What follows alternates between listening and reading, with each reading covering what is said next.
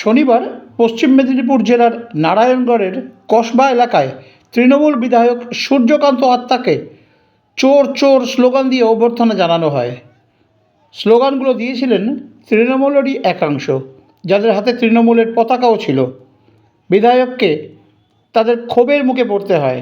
ঘটনাটি শনিবার তৃণমূল কংগ্রেসের উন্নয়ন গাথা কর্মসূচির সময় ঘটেছিল এবং এর ফলে ব্যাপক উত্তেজনা ছড়িয়ে পড়েছিল।